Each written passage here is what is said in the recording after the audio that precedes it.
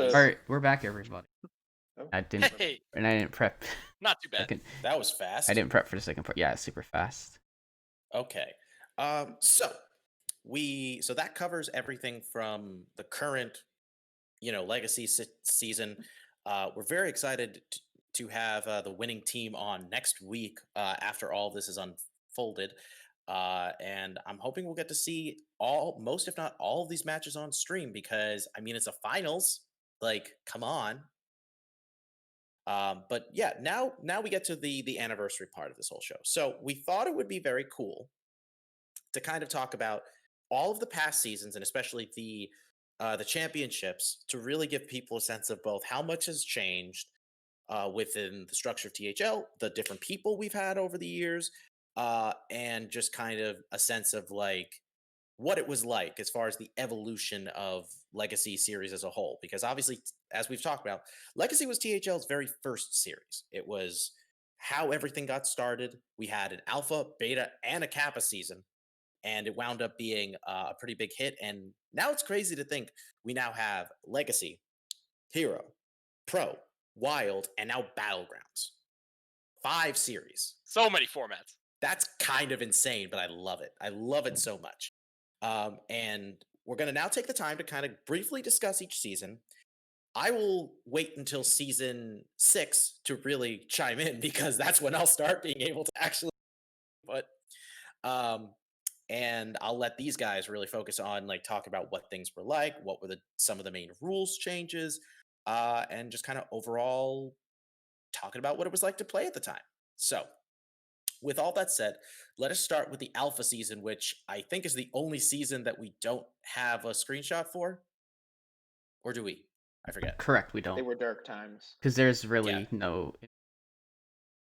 As far as I know. So.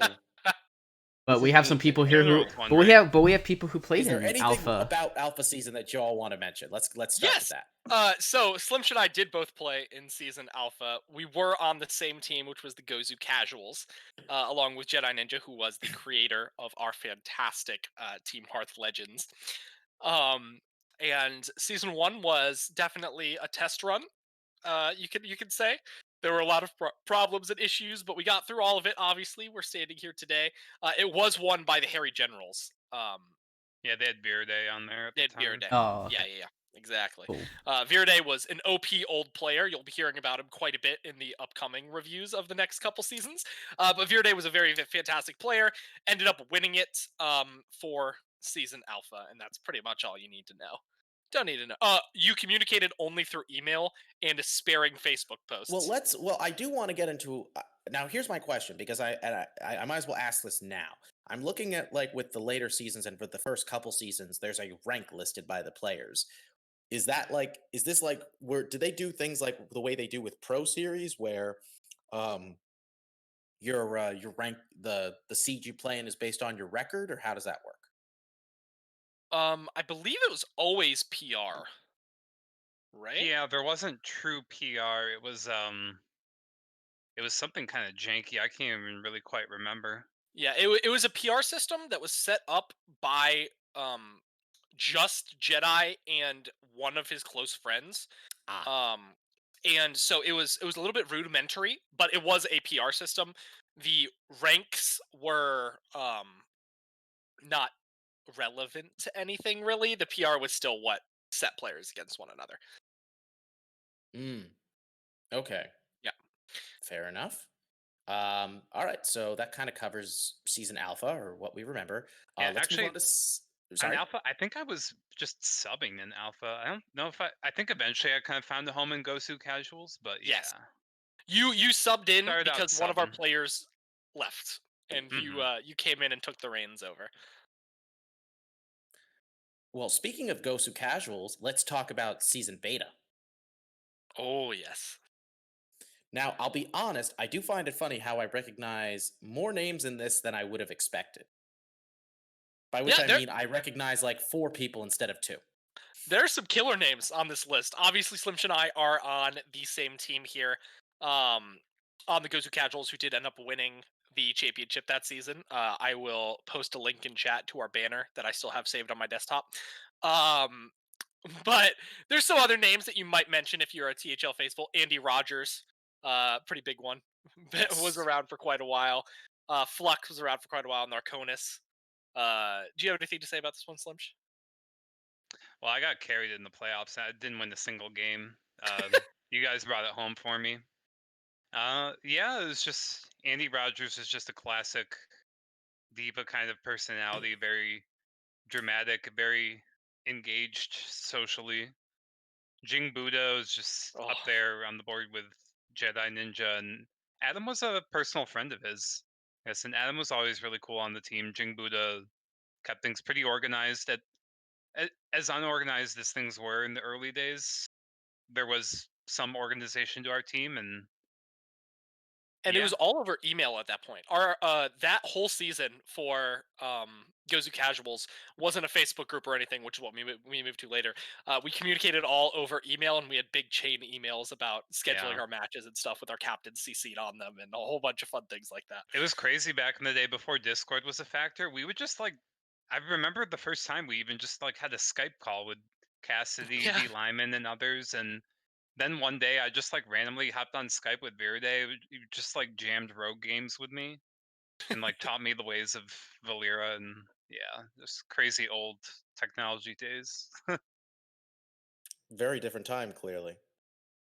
I will say with Andy Rogers, the thing that I always found funny was that I've been like this is again my 11th season playing in THL, and I remember like hearing he was like a very big name, but I also specifically remember he only came back for a very short period when during my time because I think it was season 8 he Yeah, came in. it was Um, brief enough to beat me. I played him. I'd known he was yes, really good. I was under the impression that it was just one of those players that came back or, wasn't super engaged in Hearthstone. But as I've said before and will say again, just skill stays. And he is a very strong player. As I learned, I watched some of his games later. I think his team made a playoff run, and some of his games got streamed. Just super strong, even though I yep. didn't see him when what was apparently his prime. Um, yeah, that he was was the problem. obviously He like when he came back, he was on the really nice guys for 2 seasons. I played with him one of exactly, yeah. those seasons, and he was really good. But like both of those seasons, the team couldn't quite pull it together. I blame the second season on myself because I was having such a rough one. And then he decided to take a break, and we ended up replacing both him and, funny enough, Josh Sampson, another like Oh, long term Josh. player. But Josh ended up just moving on to Dad Legend. We'll get to He Nozdormu. Don't worry, we'll get there. Yeah, but I remember like I felt bad because like he was a really good player and I knew he had like a lot of potential, but I respected his choice. But it was so funny to me because he ended up being replaced by then newcomer Catman 1950, who ended up having like an insane rookie season that we will talk about later. Yep, absolutely. Indeed. But anything else you guys want to mention about the beta season? Uh, Andy Rogers was we were just talking about him. Fantastic player. His team was Team Andy, which I have always loved. Even though they didn't pull it out, Team Andy will always live in my heart as the most vain team name in the history of THL, in my Yep. opinion. Now He's just a we fun get guy. right. So now we're moving on to season Kappa, where we're actually getting into definitely more names that I recognize. Because I see we have, let's see, we've got, I recognize Katoda, Twiz, Diamond, because I know that's Dexter, uh, Viriday, and Josh Sampson. Yeah. Yes. So that's a good.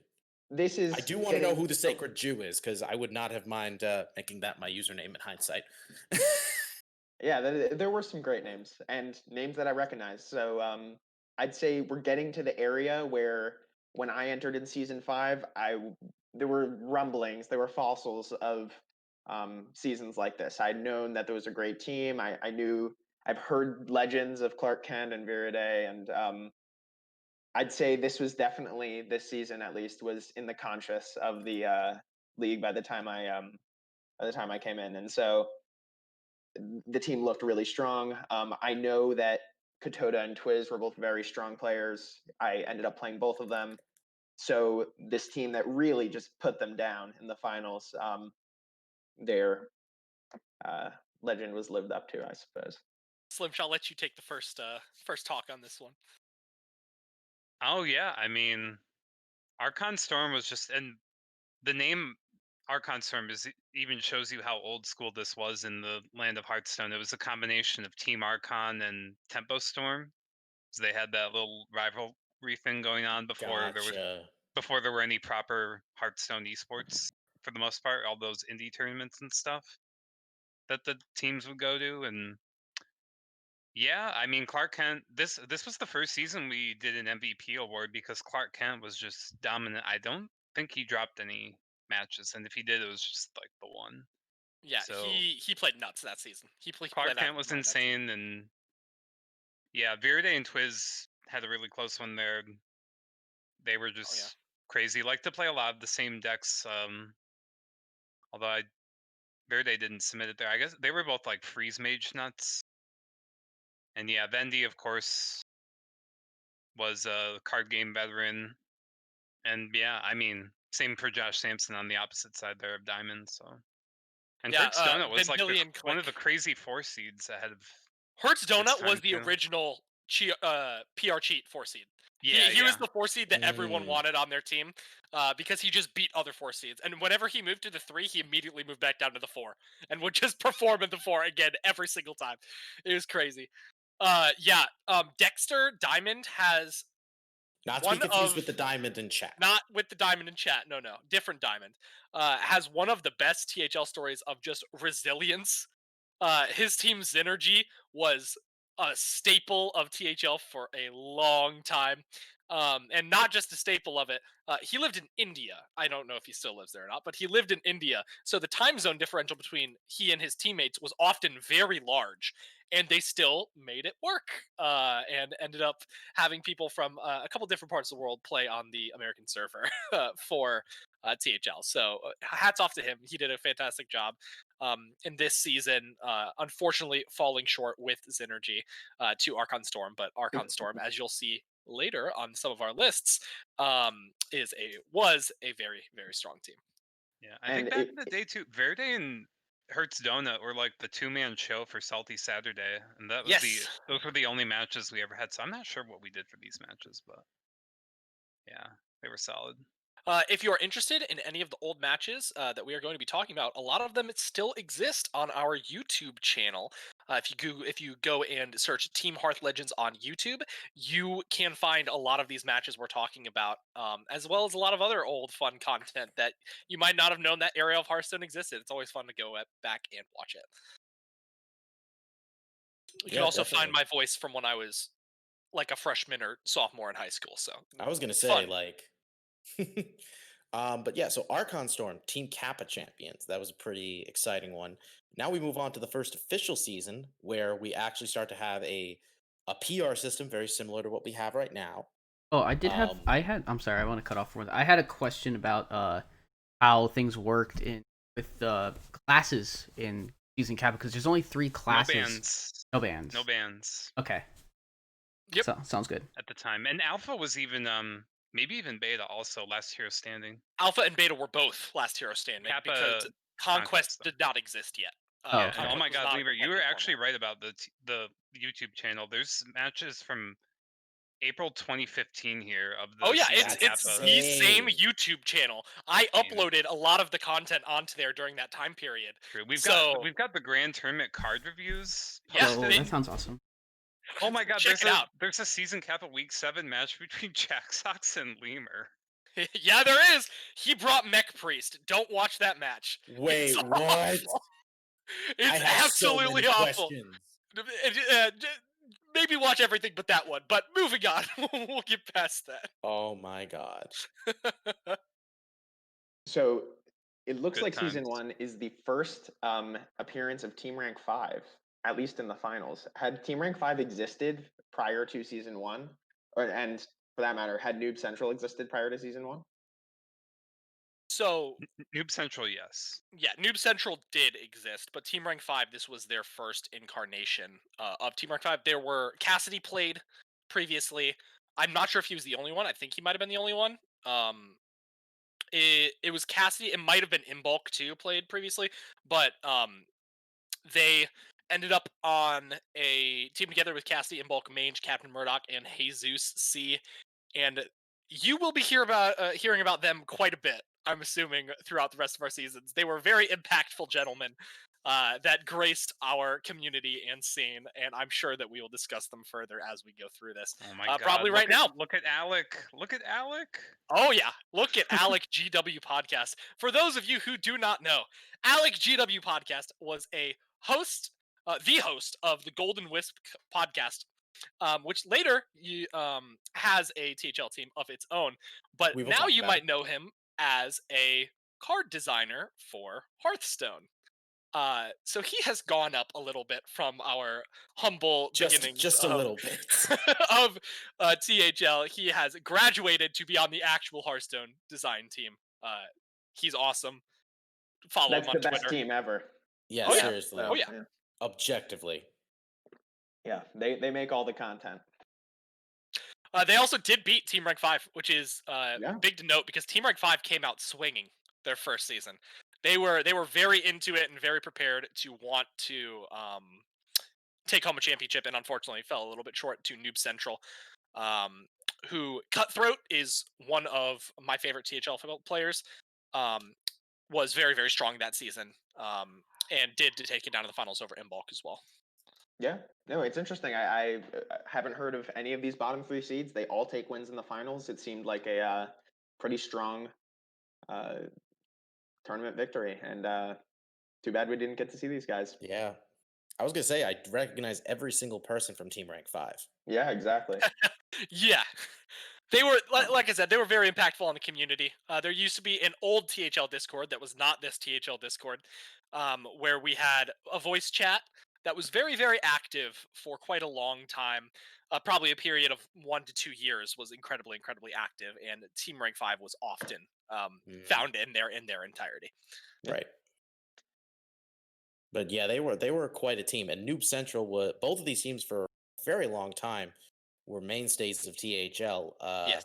Especially Noob Central. I still remember. We'll talk about a season that Slimsch actually played with them, or a couple seasons actually, right? Later, yes. I think there was one. Yeah. I know sure. you were on Noob Central the one time we played each other. Yeah. So that's how I remember these things. But yeah, that once I started that was floating around. right. So Alec, so Alec though means so he was a champion at least before he left. Yes, yeah. He won the inaugural season after our Alpha Beta Kappa to become a champion of THL, which I'm sure is his largest badge of honor that he has in his Hearthstone career. I would have to assume. Yeah. Well, then let's move on now to Season 2, which is another season that has a lot of names I definitely recognize. Yeah, absolutely. The Harry Generals, longtime team. When I entered, they were, again, like Team Rank 5, very much in the conscious. I know that these guys had been, whipping some booty. Andy was back on this team. Mark Shire, I think this was potentially when Mark Shire joined, and he is an all-time great player. Yeah, he is. And I know Poker their tales are told about Poker. This team, very much, I remember all these players. I talked to Detrucci, like these were really strong players, and I think what kind of set the Harry Generals as a kind of dynasty team a little bit for these first couple seasons. Yeah, this is actually the first instance we have of a team winning more than one championship, because the Harry Generals did win in season Alpha and won in season 2 here, both captained by Jedi Ninja, who was again the founder of the league. Detrucci very strong, Gerd Blazin very strong, Andy Rogers, Mark Shire. Everyone knows Mark Shire. If you don't know Mark Shire at this point, he still plays today. So I was going to say he's still playing in the league as well. This is the first person that I personally recognize as Mark Shire. Everything else I'm just learning. Yeah. On the other side, though, you got Continuum. Had some really, really fun and interesting figures on it. Grim Gamer is a fable that wafts through the airwaves of THL often in the consciousness of the older members. If you want to ask anyone of the older guard about the Grim Gamer, I'm sure we all have many, many stories to tell. But that's for another time. Crayon was a very strong player for a very long time in Team Hearth League. I'm not actually sure when he left, but he was a fixture in the 4 seed, and I believe he climbed quite a few seeds before he left as well. So yeah, this another really, really good finals. Harry Generals brought it out in a super convincing way as well. Quick question: was super explosive sheep? Was that later explosive sheep, or is that a different person? I believe. Also, just became a team name as well. Yeah, I was gonna say I'm pretty sure no, it was that's right. Never mind. That's why I'm getting confused. Yeah. Yep. No relation. All yeah, right, I think this was like the first time we really saw people just loaded up in the top 3 seeds like that, and they were all they all were ridiculous to be in the 3 if they were ever there. Remember that at Rogers this point in the 3, history of THL, I can't even with that. Yeah, in the history of THL, it was mostly 500 PR was the cap, and now it's 550. That just happened a couple seasons ago. But so 500 PR players were the top of the line, top you could get, and they had 2 in the 1 and 2, as well as a 495 in the 3 and Andy Rogers. But you know who had 3 500 rated players? Is the season 3 champions Supreme, who also a classic were very team. good. I actually this G-Nets. is totally Just retrospective, but I knew Racy through Pokemon. I used to play Pokemon in 5th through 7th grade, and before I abandoned ship to Hearthstone in high school, I read Racy's articles. He was a player I looked up to, and then being in THL, playing alongside him, beating his team, it was very cool to see. And so the Supreme team, some good memories there. And I know they kind of, from then on, teams with 3 500 rated players, or at least stacked, teams where the top 3 players were stacked, just got called Supreme teams from then on. And even if the team wasn't Supreme, like, people knew what you were talking about. So I think this season kind of just set the standard for this strategy, because they could always guarantee on 2 out of 3 or all 3 of their players winning in the top, and that's exactly what happened. Seems reasonable. Yeah, it was just a crazy team. Cheesy and Dear Jason were like top legend players, coaching, looking for teams, competing in tournaments. I think I might have even played Cheesy or Dear Jason that season. And you just like friend someone, and then they show up and they're like single digit legend. And you're like, oh well, I guess this is what the match is going to be like. Go well. Yeah, they're just insane. I believe Cheesy's actually still the hunter expert for Vicious Syndicate. Oh, that's awesome. Yeah. I'm pretty sure he's still over at Vicious Syndicate. But I actually captained Team Avatar, who was the team that lost in this season 3 finals in spectacular fashion, I might add. We will most likely talk about us later. I'm not going to hold us up too long on just the championship, but just know we will get to Team Avatar later. Don't worry. Also important to note that this is a finals that had a substitution in the 5 seed. Missing Shoelaces subbed in for Supreme and took a victory over Zabger in the 5, which was incredibly important for Team Supreme to end up winning this week. So hats off to their 5 seed Missing Shoelaces. However, we will also talk about their 5 seed situation a little bit later when we're talking about Team Avatar. So stay tuned for that. You'll enjoy it. Oh boy.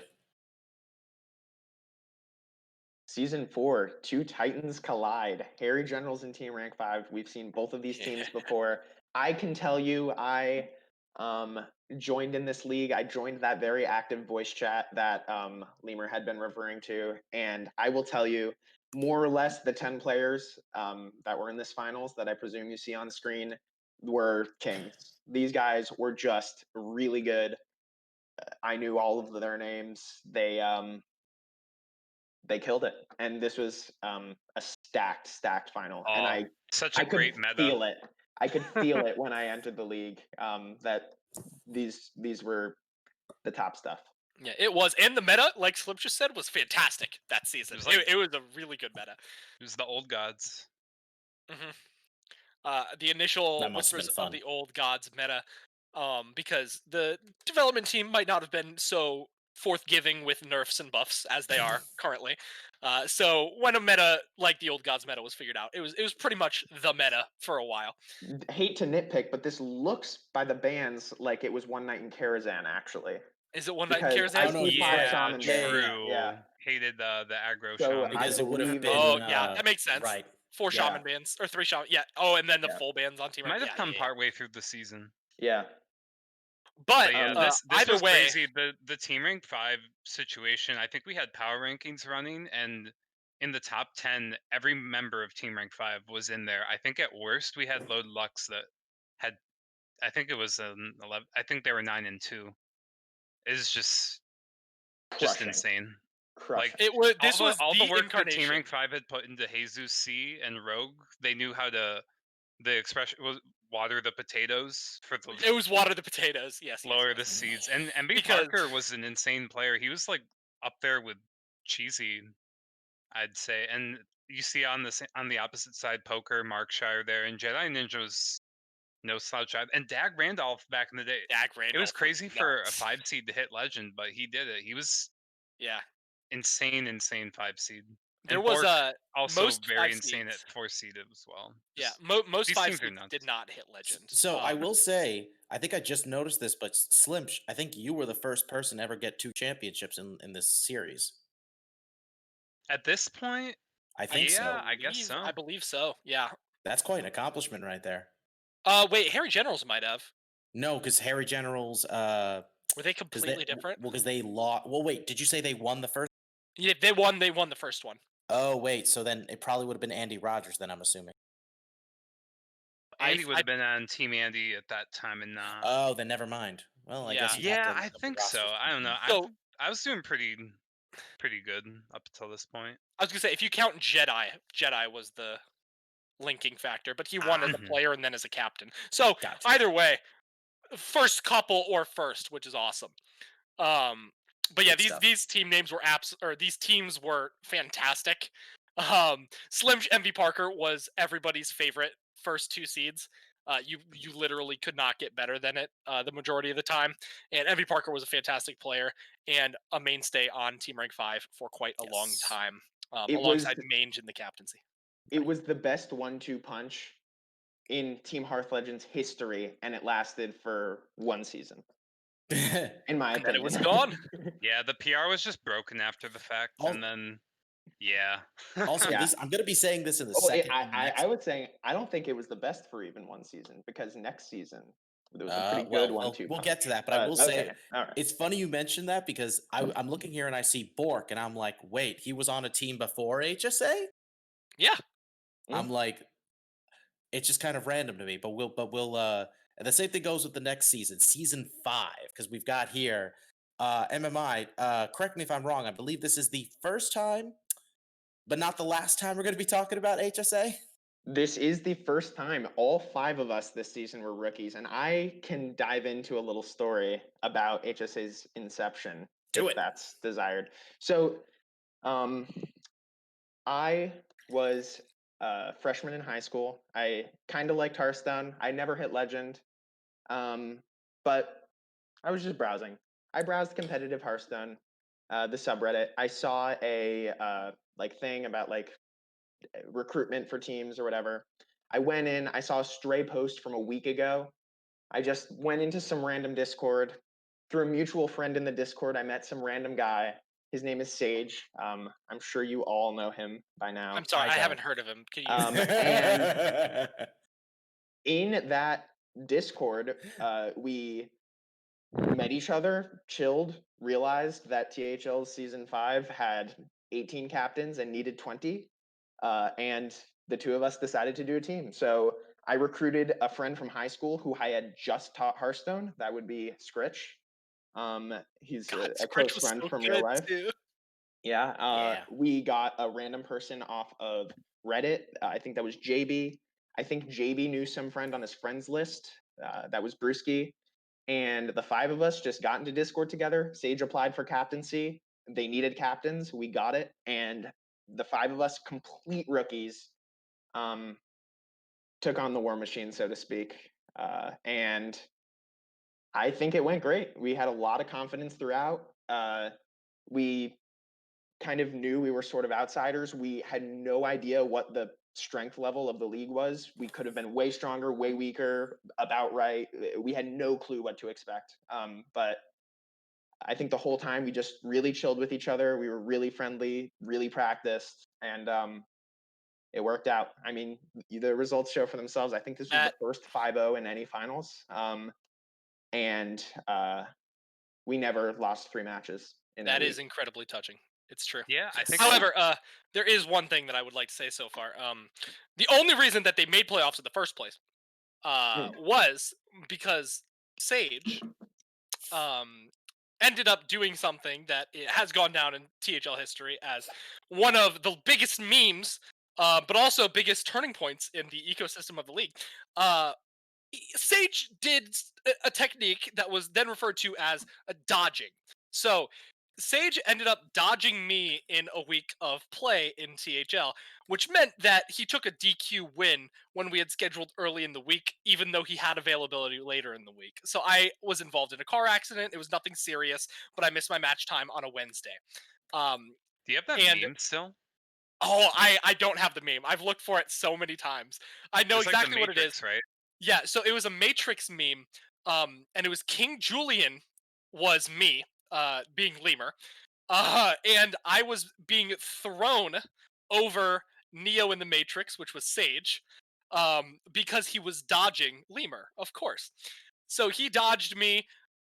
His team ended up winning that week by that match, being a 3-0 victory, and it was not my fault for the car accident, but I should have been at the match, obviously. But that dodge went down in history, and it's why you saw an update to the rules that actually said, in fair play, if you can play your match, play your match. That was the reason that got added to the rule book, and who knows? Maybe HSA's success story would have gone down the drain if only Sage played we also have the that most one regular match. season points ever recorded. So I think Hey! that match I'm just saying. I'm Oh. speculating here. The momentum might have been ruined. You never know. It's true. It's a fun Who story. knows? But That is a fun Yeah, story. JB admittedly. used to cast a bunch of the stream matches at the time. I remember that, and He did. Yeah. he was J- very smart. JB was incredibly good. I'm confident that had he kept playing, he would be going down in legend. I think I'll talk about it later, but I think JB was quite strong. He got his degree and got married pretty quick, and Aw. the Hearthstone stopped. But it's one of the things that makes me think this team was really special and one of the strongest teams ever. So it was the honor of my THL career to play on this team, this first team. I tried to replicate it since. So what was up with Scrish? He just had never even touched a game of He hadn't Hearthstone. touched. Just got in there and picked it up I quick. had never hit legend. I had just dabbled, but I thought I had a lot of skill. I had won some open tournament that was open to anyone, and I'd beaten legend players there. So I was pretty confident in myself. I thought that the PR system would be favoring me. I was confident it would be favoring him because he was a smart guy that I thought I could teach Hearthstone pretty well. And it turns out that JB and Brewski were pretty good. In the case of Brewski, I feel very comfortable in saying he is tied for the best player THL has ever seen. Brewski's a classic. I will say I've had the pleasure of playing against every single person on this team except for JB. All of them but Scritch have beaten me. Yeah. All very, very and good. playing against Brewski, I lost. I remember losing to him. He got like a 40-40 Twilight Drake against me on stream, and that's how he won the match. And Ooh. Also, important to note that on the side of Aeon here, which, if you know the meme, pardon me, click away if you don't like swearing. Are you gone yet? Okay. Fuck Aeon. Is the big meme in THL history. Even I've heard this. I'm sure we can tell that story a little bit later. Oh gosh. But on we will Aeon, get to it. the town Aeon drunk story. was Yeah, the Aeon story. But the Town Drunk was on the bottom of their team in the 5 seed, but is on the top of our leaderboard in gifted subs of all time in the THL He is. Twitch He channel. still is. So congratulations for that, Donnie. You still hold that title. Someone should break it by gifting a subscription or subscribing yourself to Yes. Team Hearth Legends at Twitch TV using your Twitch Prime. Anyway, continue. There are two things I do also want to mention before we move on to the next season. First of all, I've pretty much recognized everybody from this original roster of Aeon except for Kungmar, I believe. Ridiculous, for the record, is also not Ridiculous Hat. Nope. Ridiculous is a player who I've only known of from 2 seasons, this one being one of them. We will actually be talking about him in a later season in a little bit. But the other observation is this is also the only championship team that won all of their matches and got like a perfect score. There are a couple seasons that like where the team where there were like where one team like won the first 3 matches and then the other 2 were no contests. But HSA, as you can see, they played out everything and they won it all. Yeah, Brewski played the 5th final grudge match after we had won our 4, which was enough to win. He and Kungmar decided to play it. He played it on his phone at an airport. And I think he disconnected once. In fact, that may have been his loss, but he still won. And we thought it was a great cap off and a little bit of disrespect that he beat him from the airport. So we were very happy that Brewski could top that one off. Please take note that Ridiculous Hat is, in fact, the love child of Top Hat Demon and Ridiculous. Well, wait a second. Yeah. I brought this up. Rumors I brought this up with him yesterday. I was like, man, this is so ironic. Yeah. Yeah. Anyway, let's go on to the next season. Let's get out of this HSA town. For now. Oh wait. No, we can't escape HSA. So yeah, to continue the story, I had not much interest in playing the next season. Playing was really stressful for me. I would think about my match for about 14 hours a week or something. And so I was like, nope. The season started. It's a full-time job. Yeah, this season I was in high school. I wasn't paying attention. This was my life. And I was fine. I was subbed out for Bork, I think. Or someone. That's how the season started. It was a big PR dip. I was at the cap at that point, and we were like, great, just sub me out. We still have 2 really, really strong players in Brewski and JB. We think we could bring it back. And one by one, every single one of those players left and was replaced. 2 of those 4 slots were replaced twice. So there were 6 extra players in addition to the 5 that started the season. In total, there were 11 people involved, and 12 if you count my coaching, because I was participating that season. So there were 12 people that contributed at some point or another to this HSA victory. Forgot about that. That's right. I do not, by any means, relative to season 5, think this was a super strong team. I think Blue Sombrero, another one of the best players ever. And so we had that great one too, but really the scheduling was kind of a mess. I'm amazed we pulled it together. And as I will talk about, I think there were incredibly strong teams in season 6 that we managed to eke out a win from. And so let's this also- one, Valkyrie. Let's point out the fact that every single match in this championship series went to 5 games. Every one. Yep. Which is absolutely crazy. That does not happen. Yep. So the fact that every series went to 5 games shows just how incredibly close. We have not Dirty had Mike a, and the we have boys not had were a championship. These must be secret that is Paladin where that happened. times. Besides this one, so that is definitely noteworthy. I figured maybe we could also like kind of give an idea of what meta is this. This was Journey to Angora. This was Angora Yeah. meta. This was actually so this was my first season, and I remember specifically I was bringing Warrior and Paladin every week, but that there was still a pretty decent amount of variety in terms of the other decks because like you brought the Taunt Warrior or the Hard Quest Control Warrior. Yeah. The Taunt Quest Warrior, with Sulfurous. yes. I a love lot that of deck. coin Because flip. I did not love Pirate Warrior. These guys knew that about me. I was not a fan of that deck. That's true. There was Pirate Warrior and Crest Warrior. There was Quest Rogue and something Rogue. There was Murloc Paladin, Control Paladin. There was Yep. 2 mage decks, I think, that were very different from each other. So while Angora was widely lauded and it was an amazing, very diverse meta, the THL format where you see classes beforehand, it was Not very, very dicey. And preparing, and I was one of the main preppers on that team. It was such a nightmare. It was very interesting actually because there haven't really been metas like that since. Yeah. I would say it was a pretty fun meta, and I remember just like really feeling like things got off to a very nice start. Especially because after that, the next few metas I was not really a big fan of. So it felt like, wow, like I felt like I was looking for a meta very similar to that at the time. So I'm glad it was Yeah. as fun as it was. It was a very crazy time. I mean, this was the season that Leumer picked me up. I was a new guy looking for a team, and I found myself on a team with him, Slimsch, Crackshot, and D Lineman. And we were just like Such a this good band roster. of It was such a good roster. Oh it my was a god. really good roster. We were all very like appropriately seated. Um, and we had a pretty solid run. We unfortunately lost to HSA in the top 8. I was on a very great hot streak, and that unfortunately came to an end thanks to the one and only Blue Sombrero.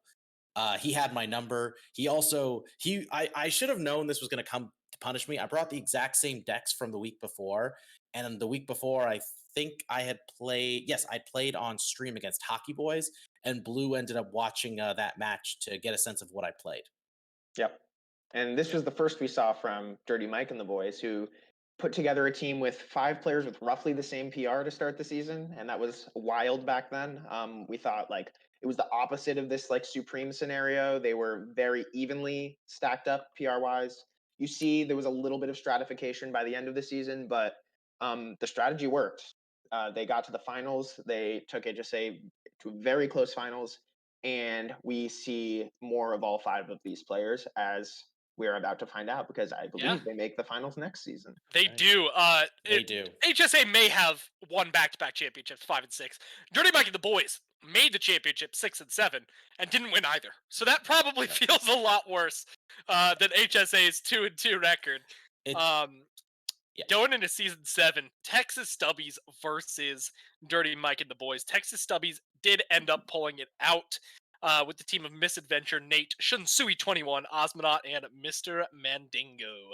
Yes. And I think all 10 of these players were friends. I remember the Stubbies were an outburst of the friend group of Dirty Mike and the boys when they couldn't all fit onto one team.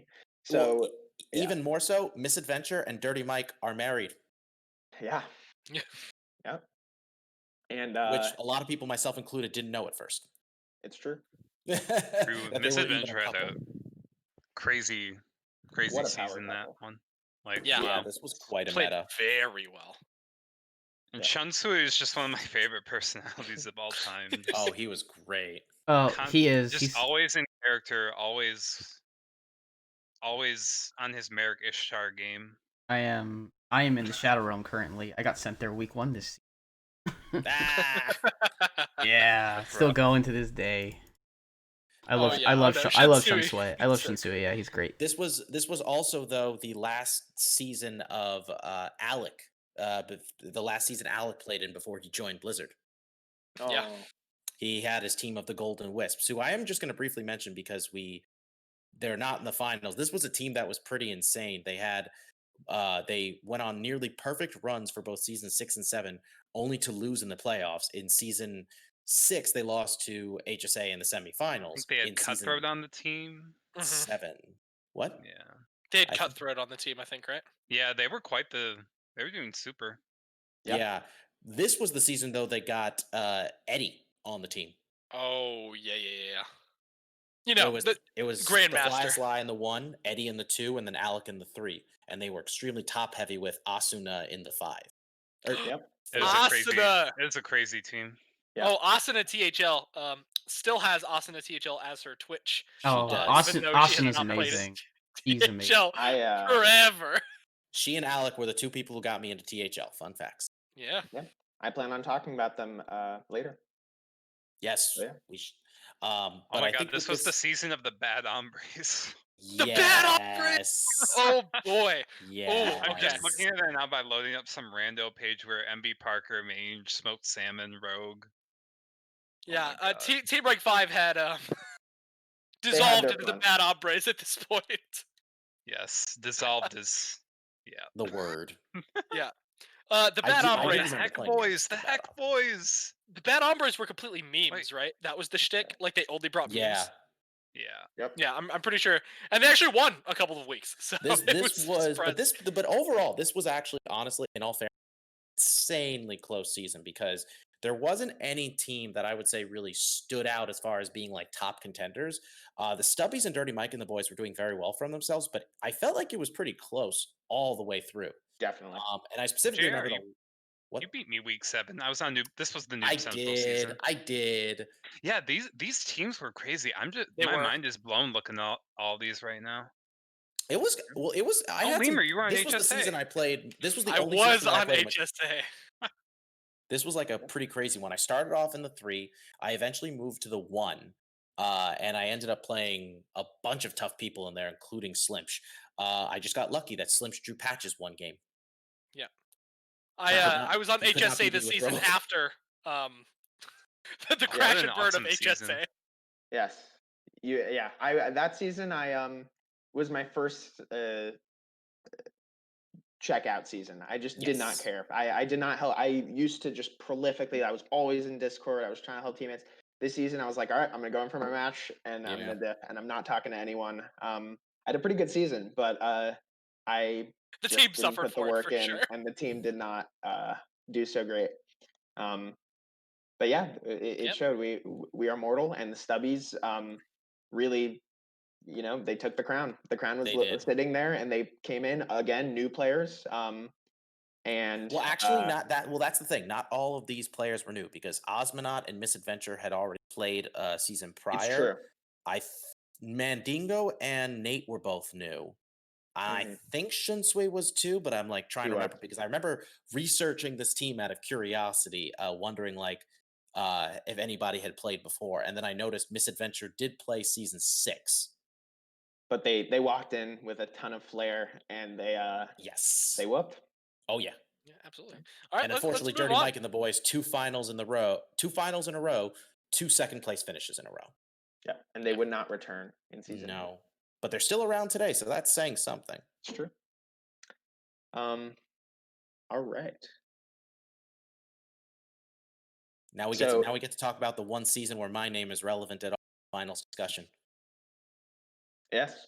This season, my team lost to JR's team, Hearthstone Academy. This was the forgotten HSA season. For the most part, when we made strong runs, we converted on them. This was the one season where we had a really strong team. I think we were first in points in the regular season again. We were very, very confident. This just seemed like, we were in the zone. And for the first time, we were in the zone, and we got taken down. This Energy team was really quite strong.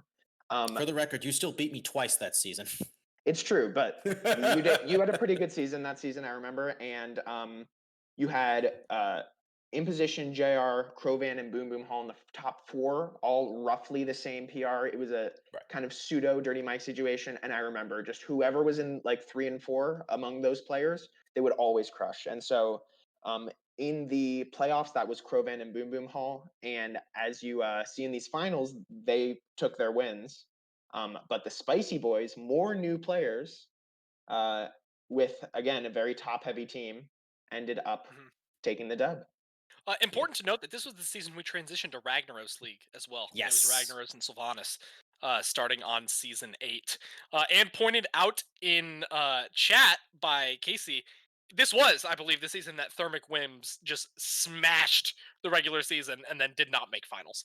Yep. Yes. We beat them in the top 8. It was, for context, for the record, like, we were a very strong team, but we honestly had no business making it to the playoffs, let alone the finals. The only reason we ended up making it in the playoffs was because the team that was right ahead of us wound up, that was like going to be the 4th spot. They ended up having 2 DQ losses. I remember. Yeah, it was actually, fittingly enough, it was Misadventure and Dirty Mike.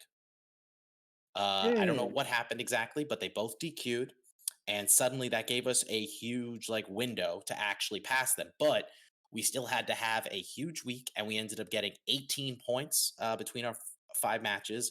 I had to like get my stuff together because I was like 2 and 6 at that point. So I was like, okay, but I better pull something together. We had to beat Dirty Mike and the boys last week. I beat Lefty. We ended up pulling out, just barely making it in. And then we had the incredible challenges of beating first the Thermic Whims, who I somehow managed to get a big win from that. Like, that was like shocking to me as well. And then we barely got a victory against HSA, as MMI pointed out. But it's funny because I also remember specifically this was the season that, at least I think it was the season that we were all pretty high. You see, I'm trying to remember. I thought we were all high on Spell Hunter this season. Well, it looks like Warlock bands and Paladin bands were the name Right, of the but game. I thought we brought Hunter. That's the thing that's weird because I specifically remember. I know against MMI, I brought him. Yeah, I don't know. I'm but pretty sure this was Kobolds and Catacombs, if memory serves. But I'm Can't losing be my certain. memory is failing me clearly. I believe it was Kobolds and Catacombs. Yeah. Because I think Yes, it Witchwood was. was the next season. So yeah, Warlock and Paladin bands make a ton of sense. And I remember this was like a 4 Horseman Paladin. That was a thing. Mhm. That had to play against Control Warlock. Great matchup. Very great matches in the finals. And super duper close. It came down to the last match. I think between Wolfmac and Imposition. Wolfmac, another all-time great player, Ironfire as Yup. well. And Right. so this was the first taste we got, except for Ridiculous, of some of these new guys. Mullet DGAF, I think, slipped back out, but I know Wolfmac, Ironfire, and Cakes all stayed in, and they kind of came in with a splash. This was like 3 out of 4 seasons or something that new teams had come in with 3 or more new players and just and taken it. And so Spicy Boys, very strong. I know that there was a lot more storyline going on in our half of the conference, but Right. it was kind of cool just to see all that culminate and then just to have the Spicy Boys just say we don't care and take down whoever was in front of them. I will So say was, that Boom Boom Hall is another one of my favorite THL players of all time. He was super nice to great. see him in the finals here. And Ridiculous again, as you just said. Wolfmac, obviously phenomenal player. And this is Synergy's, I believe, second appearance that they made Yes. in the championship. So really good job, Dexter. It was a great run for us. We just, we couldn't quite pull it together in the end. The last match was Imposition versus Wolfmac, and those who remember, Wolfmac was no joke. Yep. Yeah. Very strong player. But, I'm very happy that I can at least say, hey, you know what? I made it to the finals at least once during my time. I'm hoping to make it back there one day, but this is definitely a season I look back on very fondly. Absolutely. All right, let's go to season 9. We had season a team 9. next level versus I love this team one. vote of no confidence. All right, who wants to start us out? I remember I had just taken a year off after this. It was kind of a demoralizing semis run. I was kind of bummed, and I was like, you know what, fresh start. I just looked for any team that had a bunch of rookies, and I was just like, I'm in your Discord now. I want to coach. I'm in your Discord now. Yeah, I was just like, I'm going to find some Discord to be in and sync up.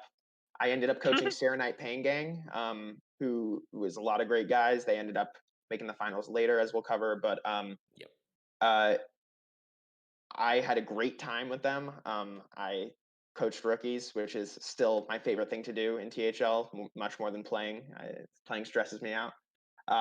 And they got to semifinals. They got taken down by ATL, who then got taken out by Vote of No Confidence.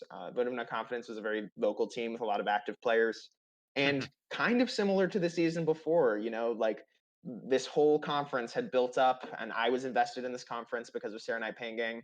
And I didn't know a ton about the team on the other side, but the team on the other side just, took them down. And that was Team Next Level. Yeah.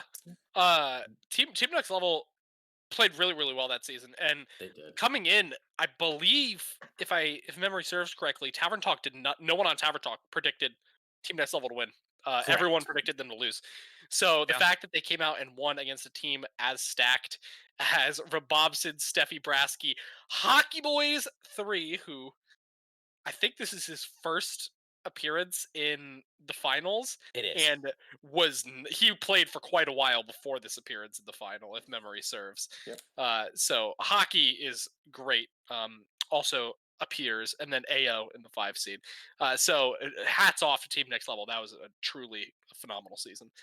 We also have Diamond in chat, who was a part of Team Next Level this season. Yes.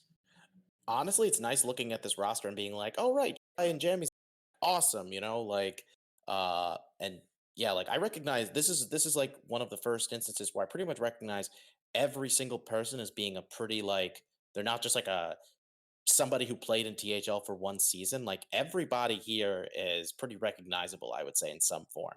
Yeah. Try obviously now going by GLE, fantastic player, highly recommend you follow him. He's something else to be sure. Sazuru, I definitely miss. He's a good player. Very good. Definitely one who I think was very underrated as well. Jammies, he's one of he's oh god, he's so lovable. You gotta love Jammies. I'm so glad he's back. And Altenberg, he was definitely one of the top 4 seeds. And this Diamond guy, I think I know who he is, right? Like I think we all know who this guy I'm pretty is. sure he makes logos for some teams. That's what I've been told. No, this was Diamond's rookie season. He likes to talk about that, and it's quite a way to make an entrance, especially and considering what a mainstay he especially has phenomenal been. captain. Exactly. Has been a great captain for the Phenomenal But dude. he was I think the I still have captain the of the team. Snapchat added. He's a total hoot. Love Yeah. Diamond. Shout Oh, out yeah. to Diamond. Yeah. Shout Love outs to Diamond. Nothing but love. Yeah. But that's not that's obviously vote of no confidence. Like Robobson, Steffi, Brasky. Definitely. I miss Brasky so dearly, and Steffi too. I miss both of them. Like Steffi came back to the Discord. Steffi she's is playing Steffi is Battlegrounds playing series. BG series. Yeah. Yes. Oh, very cool. And Brasky, for those of you who don't know, this man has the voice made to be like one of the greatest radio hosts ever. It is so smooth and sexy, and He's instant honestly, charisma. It's insane. if Yeah. you Great don't guy. love this man's voice, I don't know what to tell you. You need help. He's that guy who you could hear like on a crappy like 1998 headset with like the over the ear thing with one ear exposed on the phone Yes. and still just like fall in love with his voice. It's crazy. Easily. He was one of my favorite people. He actually gave me some very good advice and insight as far as casting and how to become a better caster of some of these matches. So I gained a lot of great knowledge from him. So I definitely miss him so dearly. He's always been like he honestly reminds me a lot of Saku, just like Yeah. full of positive energy and just adding so much to the community. For sure. I wish he was here. So season 10, Season we 10. were back from vengeance. I Oh, think the God, yeah. Hearthstone Academy Nomer had been retired for a few seasons now after the season 7 collapse. And I decided I was ready to play again. I think this was after a season. I didn't play in the summers because of camp, so I think I played like 2 out of 3 seasons for 2 cycles. I was back in the fall. I was ready to go. We had Sage. Scritch was still there. Sage had recruited 2 new guys that I never met. I came into the Discord like back from camp, and I was like, "All right, Sage, what's the agenda for this season?" I was like ready to go, and he said, "You got to meet these guys, Ultimate and 2-star Mako." 2-star Mako, we still know and love. I think he's Future got a This was lot of huge. votes. My BG's Yeah. captain. I This love was him. his first season. This was his Love first season. Mako. He killed it, Mako's great. and Ultimate killed it. Ultimate still just the most dedicated prepper I've ever met. Like I thought I was Really? dedicated. Like I think 14 hours a week was roughly accurate, and he prepped for even longer. Jesus. He went deep into lists. He read pros Twitters. He got a lot of he got every piece of information he possibly could to prepare for the week. And I tried to match that energy. I think we all did. We spent a lot of time in voice chat that season. Right. I think this and season 5, we worked our asses off, and I'm glad it worked. This one was close though. Yeah, this is definitely close. I mean, And Do you remember when it came down to you and Edelweiss? Oh, I remember that match. I for that played final really match? badly in that match. I remember I Wow. was really upset at myself. I came back and everyone was cheering me on, and I was like, Jesus, like that was such a mess. And they were like, "What? You won?" That But, was Oh still no, fun to I can watch. tell you from personal experience how awful it feels to be the deciding match in Oh, a yeah. championship and lose. Ugh. It's so bad. Yeah, I it mean, feels trash. I very easily could have been one of my mistakes had decided it. And so, but hey, we got there, and Collective Man was really strong team. I know Dav Mhm. Pedham had no business in the 5 seed at all. Nope. Can't That's confirm. what I remember was like a really, really strong part of that team. And Edelweiss and Itachi also were both very, very strong. So Oh yeah, both of- Edelweiss and Itachi are just My boy Edelweiss was Itachi. very underestimated, but she came in and showed everybody she meant definitely. business. Yes. I Yes. underestimated her myself and got my ass swept for it. So Itachi obviously still you know. playing. Is Edelweiss still playing? Don't She's believe so. still. I think she's involved more on the business side of things, but she's definitely. I think she still plays to some degree, from what I Okay. understand. She still plays out. She's not for T. She hasn't been in THL for a while, I think. No. I think this was her only season, from what I can recall. Oh, okay. But I remember this season specifically because like my team went on a great run on the really nice guys. We almost made it to the finals. I cost us it because Nice. I've told the story before. I was supposed to play Itachi and I passed out before our match. And we couldn't Oof. reschedule it because he had a wedding to go to for the weekend, so I was out of luck. Pulled a Sage. I like it. I woke up feeling awful because I was like, I probably would have lost that, but I still would have felt way better if we could have played that out because I was so excited. Because I kind of knew of Itachi from when he used to play Yu-Gi-Oh! So I was like, okay, we're doing this. This is going to be great. And then for some reason, I was just like, did not work out. So, I mean, we still almost made it despite that, but it just made me go, man, if only I had played. Maybe something would have worked out. Who knows? Yep. Just one of those situations. All right. Well, season 11 is our next one, right? Stubbs taking Yes. on Dad Legend. Give him the stub. I remember I was watching stream. I was very checked out this season, not paying attention, and I checked in on the finals, and I saw, wow, the Stubbs really put it together. Just even looking here, these records are crazy. They all had really good seasons. The new addition was Kura Finway. I'd heard he was good from Scritch, who had played and lost to him, I believe. And they really impressed me. And I will say more than they did in season 7. These players really stepped it up. They had great seasons. And just looking back, I saw the path there. They beat really strong players. And on stream, their play looked really upgraded as well. So I'm not surprised they put it on. Blue Jay left pretty quick, but I know he was great as well. So Twos is still around. Twos is still around. Osmonaut, I believe, is still around. So is very much around. Nate, sadly, is not around, but he definitely had a good run in THL, and both he and Oz were obviously the returning players from the previous Stubbs roster. So yes, I was very much pleasantly surprised by this team. And it's a really strong Dad Legend team too. It is, yeah. I think this finals, these two teams were fully deserving that season. And yeah, that's how it turned out. I think this might have been Myanodon's first season, but I could be wrong about that. Was it also Dragon Rider's first? He'd been around a little bit. Yeah, Myanodon was there. Oh, okay. Maybe I feel bad that I don't remember him before this season. Yeah, I don't know if this was Dragon Rider's first personally either, but she's fantastic. She's actually, she started her own org, Amberflight Gaming. That's the team that I play for. She's fantastic. Right. Very nice. Yeah, now they're slowly becoming a safe team. Powerhouse team. She also has no business playing in the 4, by the way. No, back then, no. No, not even back then. Like even back then. Yeah, then and now. Well, she was played in the 4 now. It'd be crazy. She's the 2 seed now. Yeah, she's exactly. Absolutely. Yep, and Yellow Dart making it to another finals.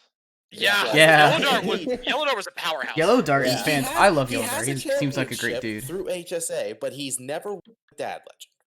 He never won with Dad Legend. He played one game for that season 6 HSA team. He subbed in for the finals. It was his first game in THL ever. Oh, I remember that story. It was his first game. It was like, hey, you want to play some Hearthstone? Like, it's the finals, and he dubbed. So, but yeah, he stays goated for that. Dart is amazing. Well, also, without getting into too much detail, reminder: he was subbed in because one of the players was DQ'd and banned from playing for that week.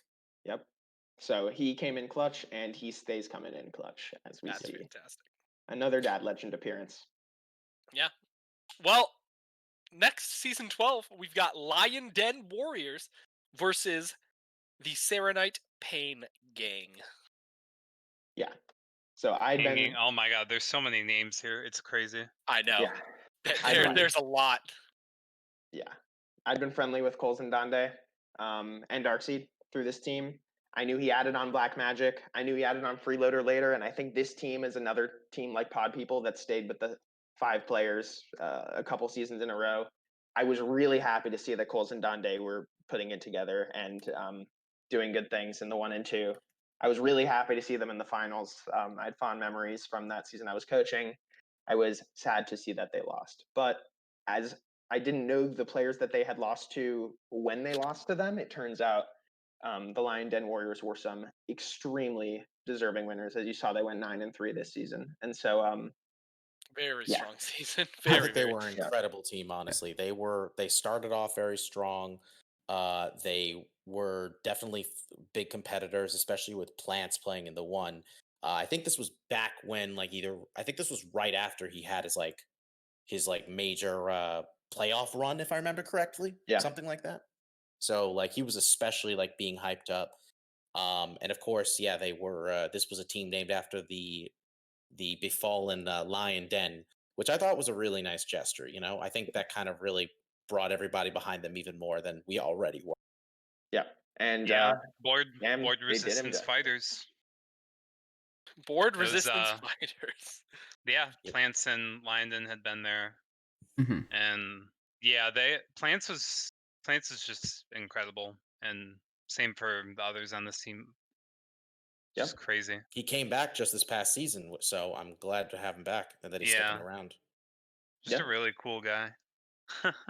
He also, it's also worth noting, he also is a paramedic / EMT. So not only is he a good man, he does really good work. Wow. Yeah, awesome. I really like the name Lion Den Warriors. I think it's up there with my top favorite teams. I think Lion Den Warriors is there. I think Temporal Legends is up there. Oh yeah, what was the little we are the paladins of the, we are the sands of the past, but the paladins of the present, or something like that. Yeah, it was oh boy, quite something. The captain of that team posted in the Facebook when the Facebook group was still a thing. So many teams. With this huge write up. So many teams and memes. Oh yeah. Oh yeah, good point, Casey. Plants did get top 4 at DreamHack Atlanta. Right. He ended up getting top 4 at the DreamHack, and then he had enough points to actually compete in North American playoffs. So that was pretty incredible. Oh yeah, that's right. Absolutely. And so cool. I think Eddie ended up winning that one actually. So more THL. So more THL. Yeah. Crazy. Everywhere. Oh no, Eddie won a DreamHack event, I thought. Atlanta, right?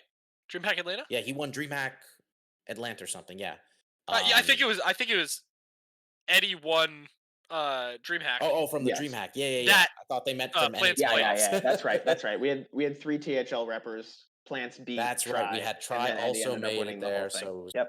Which is just nuts. We can't from that alpha season where we were talking about communicating by email. We got to the point where we had 3 members of our community at some point top 4. Also, I remember Iron Fire made playoffs. If I'm from possibly that same season, if not an earlier one. I'm trying to remember. Yeah.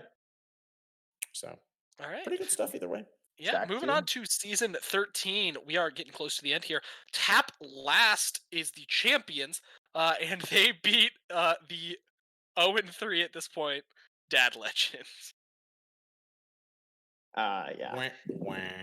I will say, I know only Starlax and Zybe here, so I'll send this one off to y'all. Well, I know Myanodon, he was casting a lot of the matches as well with me for Salty Saturday. He's just super smart player. This one seemed really close. Like no one on either side has incredibly dominant seasons. Like Herder there was kind of a last addition throughout the playoffs there. Yeah, Starlax and Triss seem to have the best seasons. Yeah. Yes. Starlax was the only person who didn't return in the following season, which we'll get to. But obviously, yeah, all these guys were pretty big mainstays, except for Turd Herder until very recently. I remember specifically this season was my least favorite THL meta, though, because this was when they brought back the wild cards. That's right. Oh, seriously? this Wow. is Doom in the Tomb. Doom I, in the Tomb, I baby. hated it. I struggled in it. Yes, but like I think even if I had done better, I would have been like, yeah, I'm just not enjoying this because it was just very N'Zoth rough. Rogue with Cartoon Defender was my least favorite deck to play against of all time. 100%. It was just kind of one of those things where like no matter what I felt like I did, I felt like I couldn't control the ridiculous shenanigans that the wild cards brought upon us. Like it was just not fun to play, honestly. But look at those records on Top Blast. I mean, Doom this in is the Tomb. totally no They were killing context. it, yeah. I didn't follow this season, but it's rare you see. I mean, even in that season 5 team, I think Scritch had like a 4-5 record in the regular season or Yeah, something. So in to fact, see a everyone's team, positive. exactly, yeah, Yeah. to see a Mhm. team with 3 players who put up like significantly more wins than losses. That's or more even. Very good to see, just from the whole lineup. And I think their overall record, they say it says 9-1. So Yeah. though I'm sorry, I can't speak a ton about this team. It looks very strong. I know Icicles is still around. Ducharmo, very, very strong. Oh, He look- Mhm. beat me in the 1 seed at some point, and so just Yeah. seeing him in the 4 is kind of crazy. So Wow. very, very strong team. Volca I've heard from relatively recently, but I know he doesn't really play any. Same with Triss. But yeah, these guys were pretty good. It's also worth noting that Base is was from Lion Warriors the season before, so he won 2 seasons in a row on 2 different teams. I Wow. don't think we've ever had that happen before, if I'm correct. Yeah, I know that's I'm actually getting really like interesting. absurdly technical, but I think it's fun to talk about this stuff. Yeah, I Huh? noticed that. And now we're going to move on to the only tie in the history of THL finals. Right. Season 14, 4th and Inches versus Dad Legend. Oh my god. Also, This one was great. That is crazy. This was such an enjoyable watch, but the season as a whole, in my opinion, was fantastic. I think the competition here was really good. I was so excited when the top 8 came around because there were just a lot of teams that were really in it, and the top 4 was pretty nuts. It was 4th and Inches versus Good Luck Albatrosses, and then Dad Legend versus Hot Sylphs. And all of these teams were just dominating in their own ways. They were really showing how good they were. So I was just like looking forward to whatever finals we were going to get. I knew it was going to be fantastic. Yeah. And as you can tell, like this was a pretty solid finals all around. Like I said, the fact that they tied is absurd. That Yes. very rarely happens in the regular season, so for it to happen in finals is crazy. And how tiebreakers work in finals, it's just whoever won more matches ends up taking the victory, because there's no tiebreakers from the regular season that come into play. So that means the 4th and Inches did end up squeaking it out. And Dad 4 of Legend. these matches went to game 5, remember? Like all of these were on stream. They were extremely close. The last match was between Rage Doppel and as many people might remember, Rage Doppel won by 1 health. Wow. 1. Yeah. Turd Herder was like 1 extra Hunter Hero power away from winning, but he could not get any extra damage. So good. Damn. and It was very close. Another heartbreaker for Dad Legend in the finals. man, I hate to see. I see Zaid went 7-3 again this season. Could not pull through the boat. Zabe was Yellow really Dart, good. another finals. Yep. Another L. But All I'm gonna say is, let's hope that this is not a foreshadowing of things to come. Oh god. Yeah.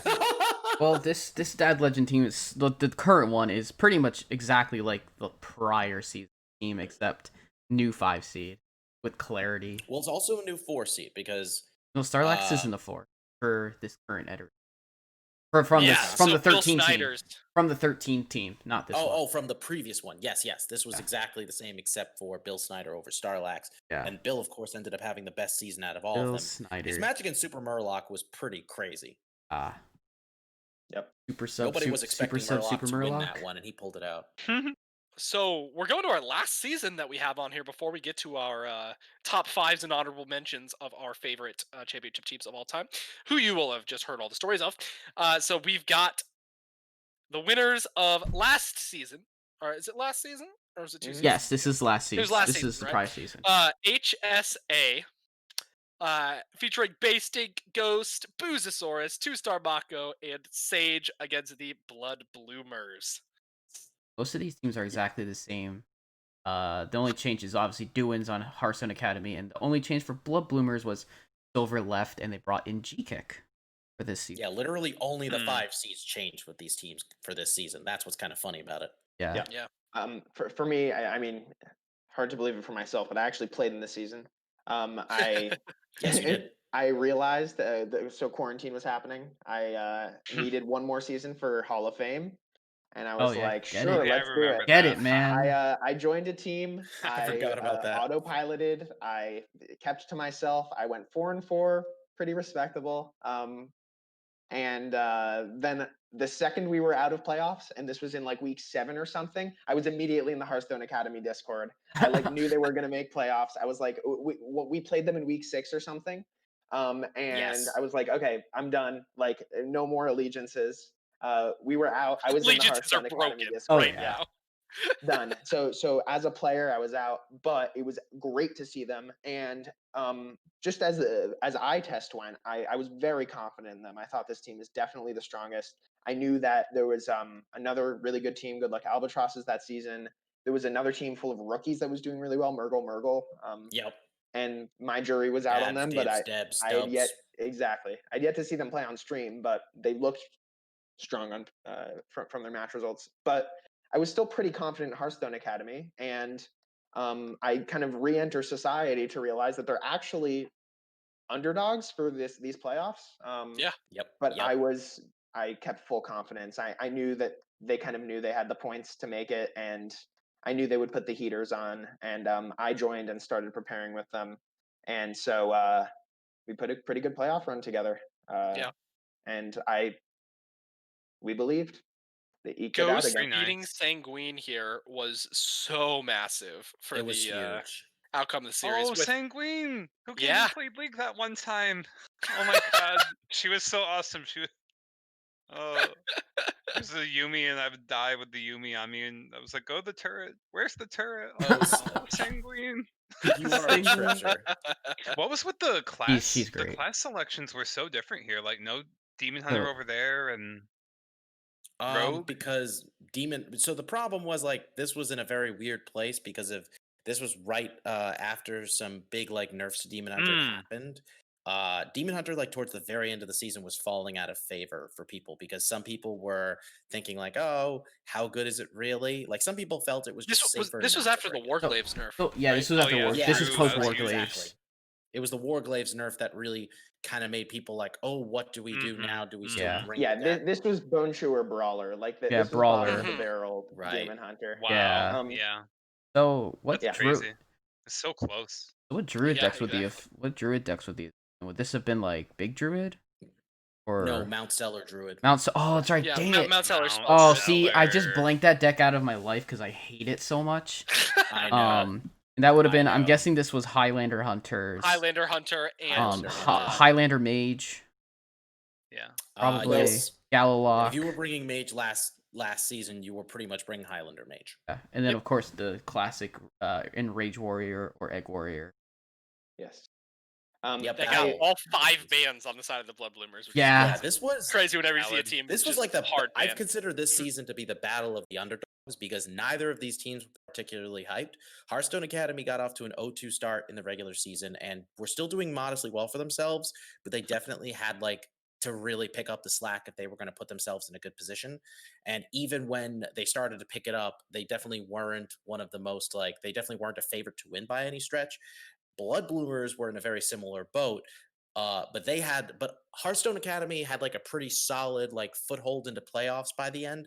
Blood Bloomers had to get a big win against I forget if it was Murgle or no, it was against the Hot Zilfs. They had to beat them in order to make it, and that was like, definitely a big surprise for a lot of people. So they just kind of rode that momentum after that.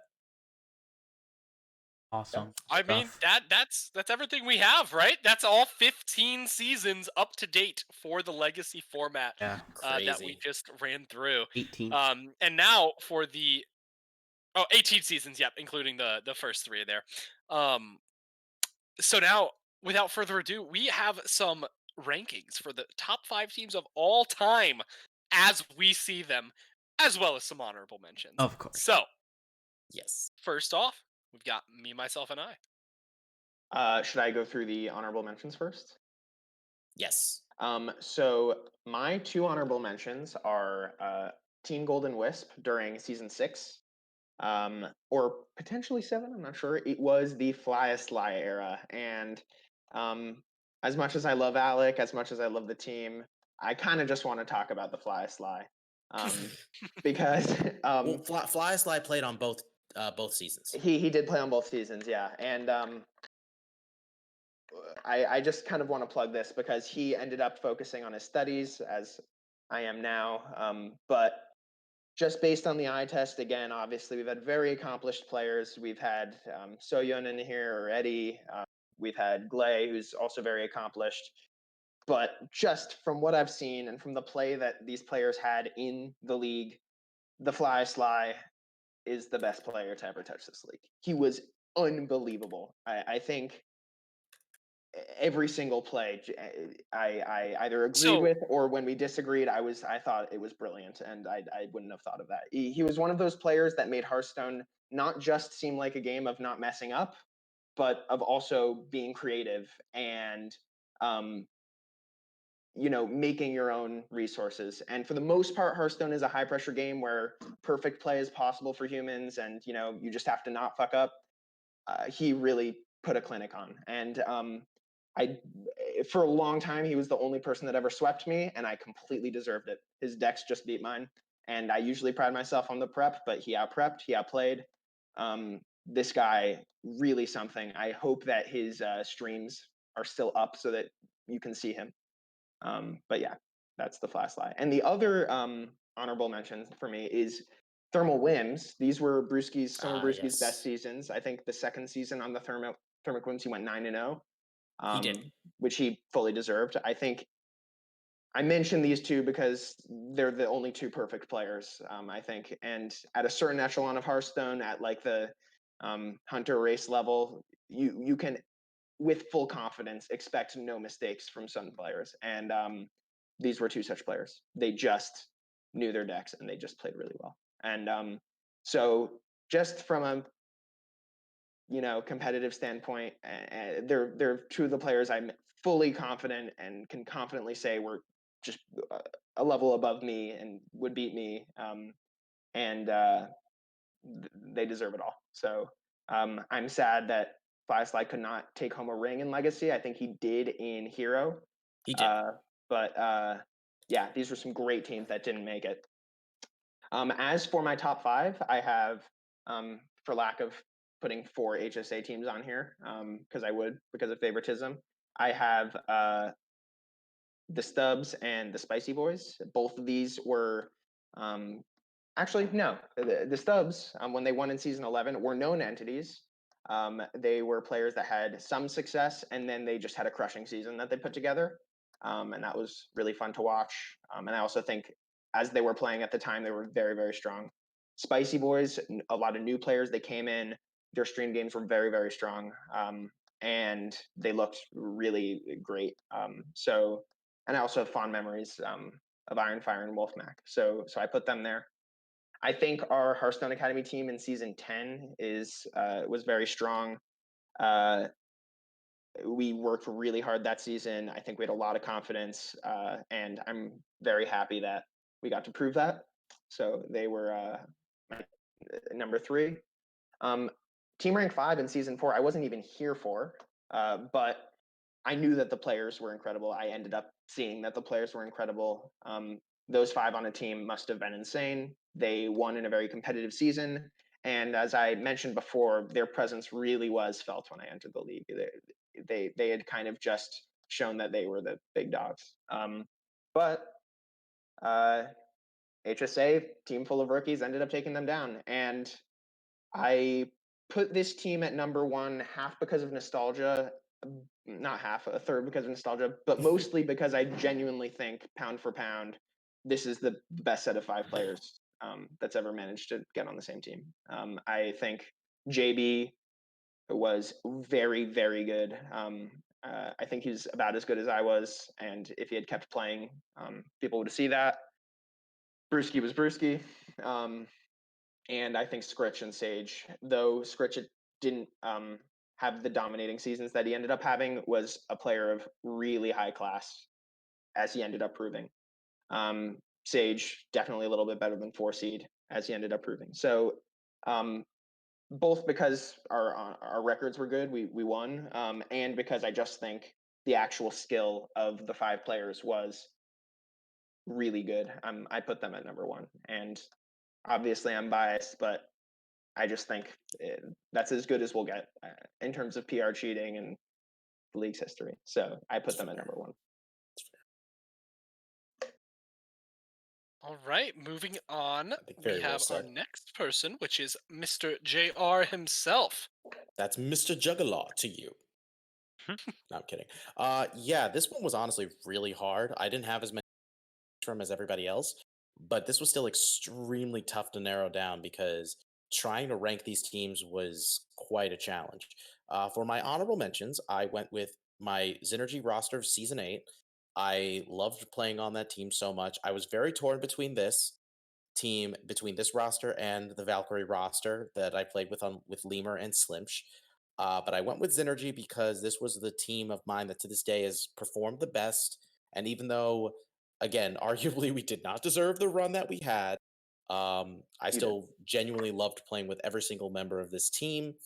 And I had some very fond memories from it. And then my second honorable mention goes to Dirty Mike and the boys from season 7, because I feel like those guys really were just a prime example of a team that could be pretty well rounded 1 to 5 and show people like, you can still really perform and have a strong showing when push comes to shove.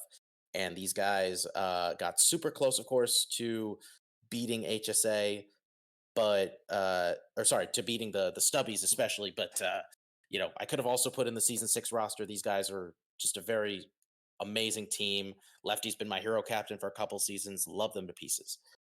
For my actual ranking, I went with the Spicy Boys for number 5. The only reason I didn't put these guys higher is because I'm still a little bit bitter that we lost. No, I'm kidding. No, these guys were great. Very steep competition for the top 5. But Wolfmac, Ironfire, Ridiculous. These guys were definitely a very strong roster, and they had to beat some really tough teams to get there. For number 4, I went with Lion and Warriors. I think this was a team of. This was probably one of the teams that surprised me the most. They just came in, showed complete dominance, and when it came time to actually win, nobody was really surprised when they pulled it out. They were just an incredible team with an incredible showing. For number 3, I went with Team Next Level. This is honestly the team that I feel like kind of did what Synergy almost did in season 8. They were a really strong team. They had a really good showing. They had to beat some incredible teams in order to just make it to the finals. But unlike us, they actually pulled out the championship. And I love the fact that everybody was just surprised. Nobody saw it coming. But now kind of looking back on them and looking at the roster of players, I think it's very easy to see how these guys were so successful.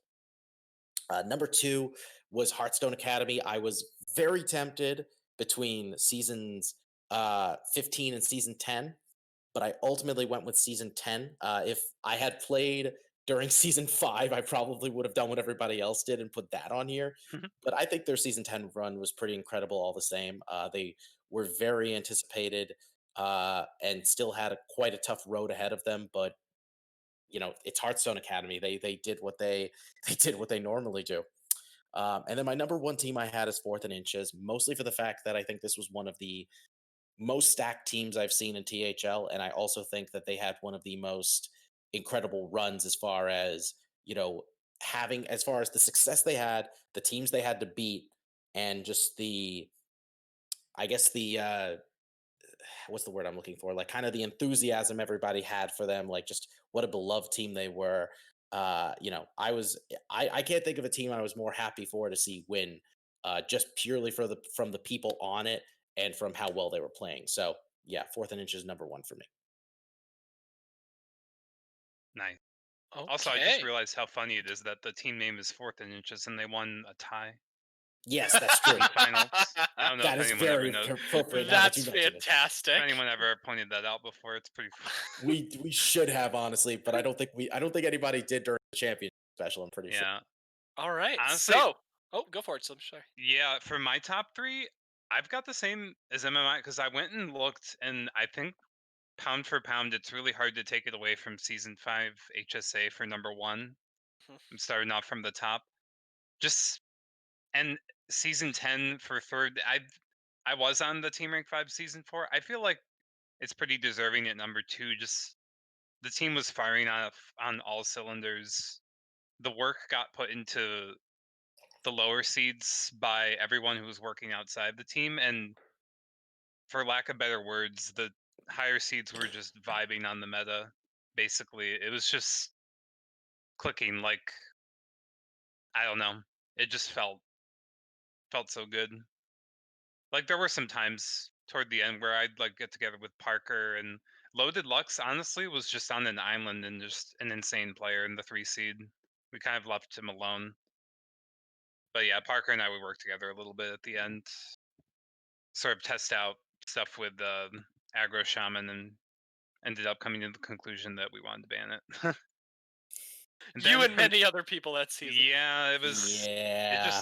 It just went there. Tunnel Trog. Hi. What's up? Tunnel Trogs rule. For number 7, I wasn't playing during that time, but I remember those days. Yeah, I put together the stubbies there for season 7 because I just remember with Misadventure and the entire like chemistry the team had together, just all knowing each other and doing so well. And then running the Dirty Mike and the boys was play. But I just remember Misadventure would go on stream a ton, and it was just crazy. And I think just the level of play spread around the team quite a bit, which you don't always see. But I think they had such a connection that the communication was there. I know Osmonaut was very, very active. And then for 12, I put the Lion Den Warriors. I was kind of out at that time, but I knew Plants, and I heard plenty about the other players that he had gotten together, mostly through Icon, which I'm not sure why, but he was like plugged into Pond and Smear. I guess they played CS:GO or something or together. I have no idea, but CS. I'm not. It was some game that was in the. It was either CS or like Siege or something. yeah, that team seemed worth including just with everything and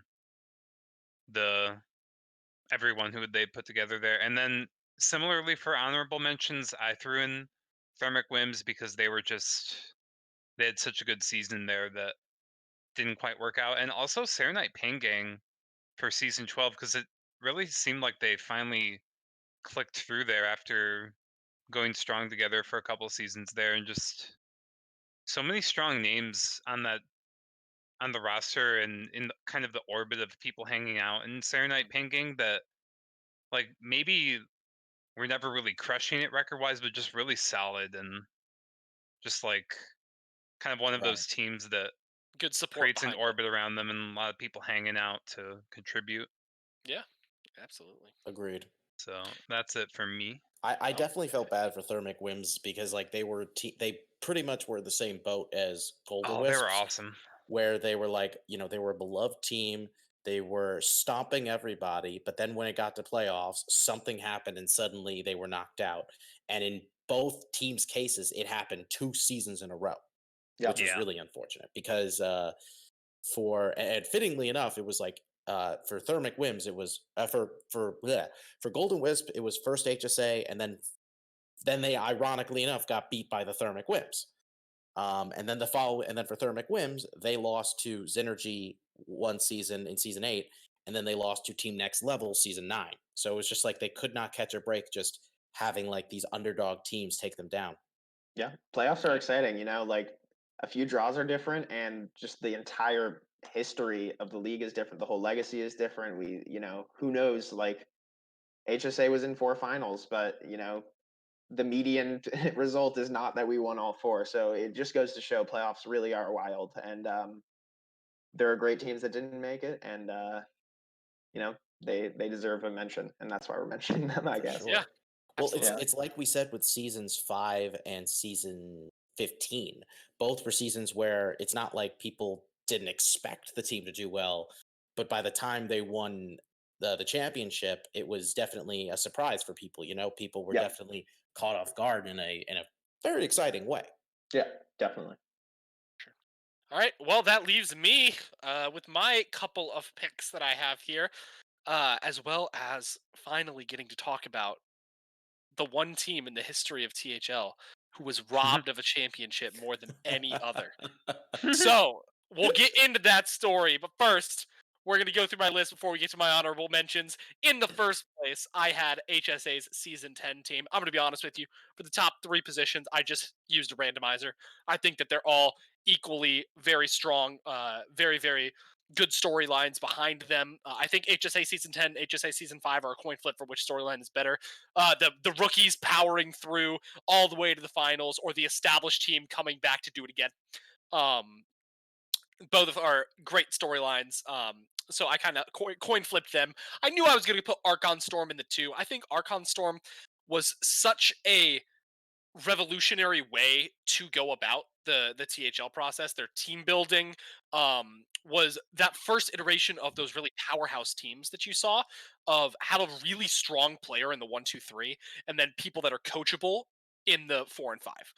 Archon Storm did that before anyone else really did, and it won them a championship. So I think that pointing to that incredibly strong way of building teams that has lasted throughout THL is good there. I had Noob Central. Allocating control. Yeah. Noob Central. I fixed your typo. No, it's good. It's good. Oh yeah, that's a typo on my end. My bad. I'll get that It's fixed. okay. I can do it on the fly. As number 4, they were incredibly strong in their season. Won the first inaugural season of THL, and the really feel around them during that championship time was that they were very, very strong and that they were going to pull it out, and that ended up happening. Team rank 5 is in my 5th position because where else could they be? Team rank 5. They played incredibly. I was good friends at the time with pretty much all of the members of the team, in voice chat with them constantly.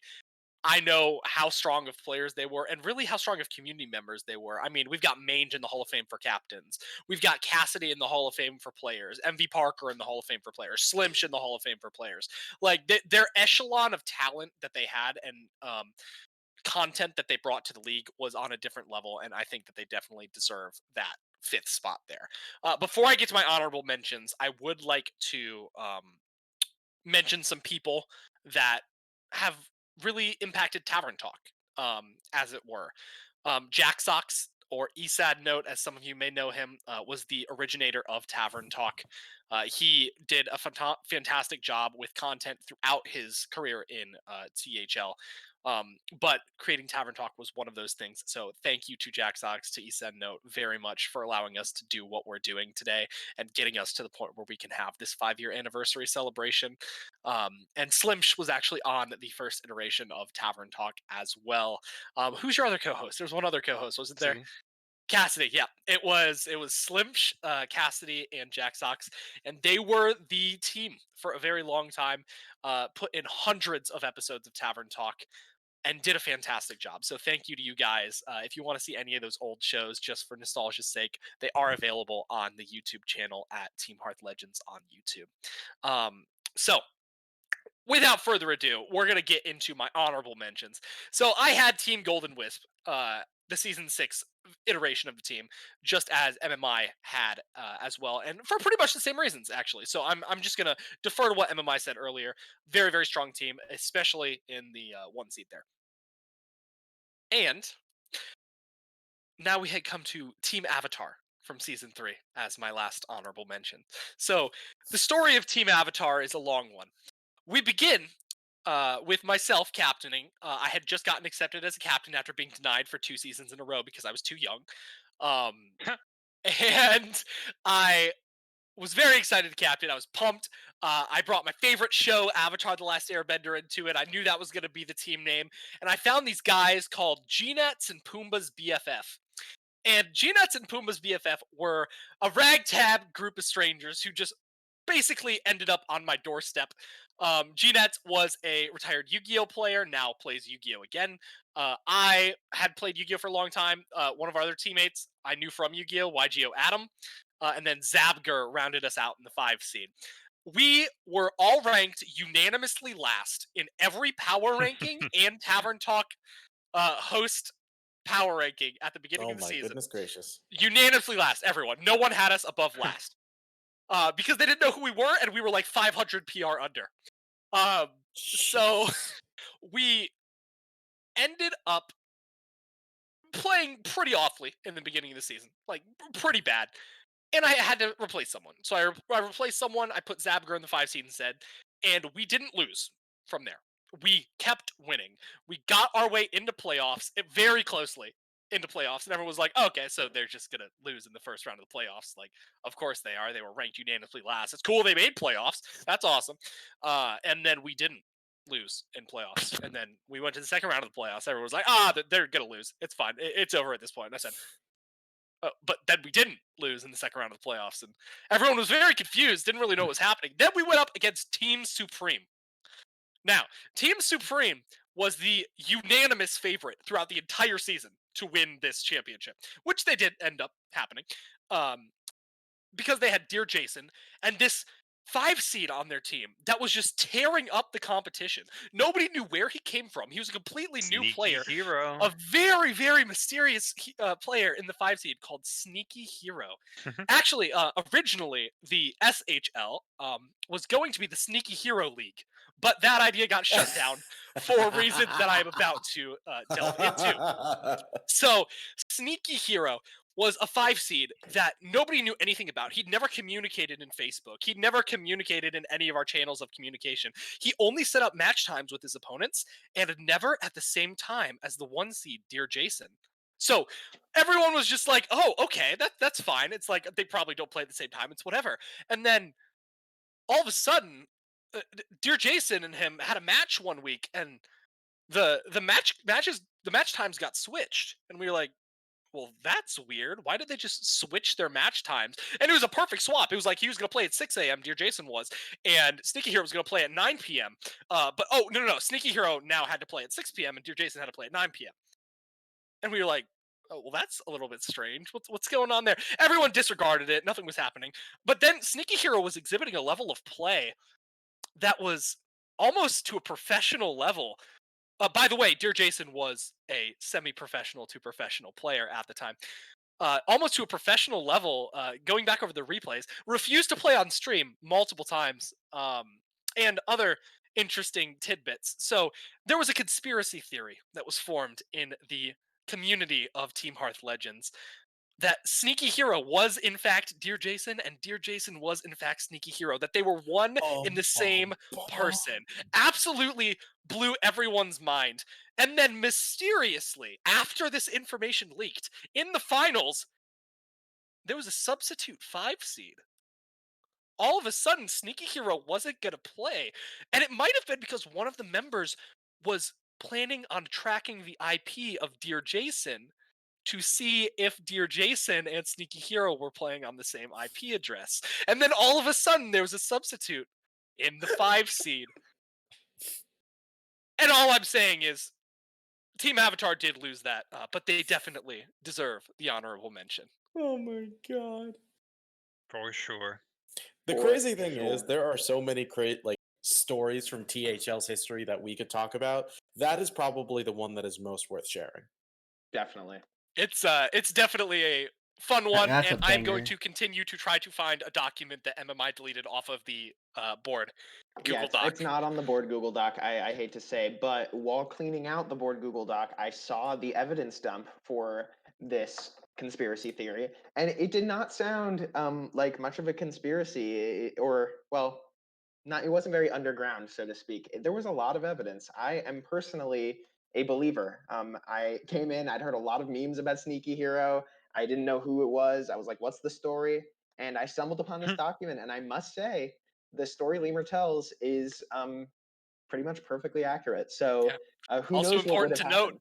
Dear Jason and Sneaky Hero mysteriously vanished from the league after their championship victory. Exactly. Never to be seen again. Capers into the night. So, Dun, congrats dun, to the dun. rest of Supreme, but Yes. who knows how season 3 might have gone. Mm-hmm. Yeah, absolutely. But this show was so much fun, guys. Oh, I yeah. love all of you. Thank you for Absolutely. coming. So, That was awesome. right, so But we're not quite done yet. Yeah. we have a giveaway to do.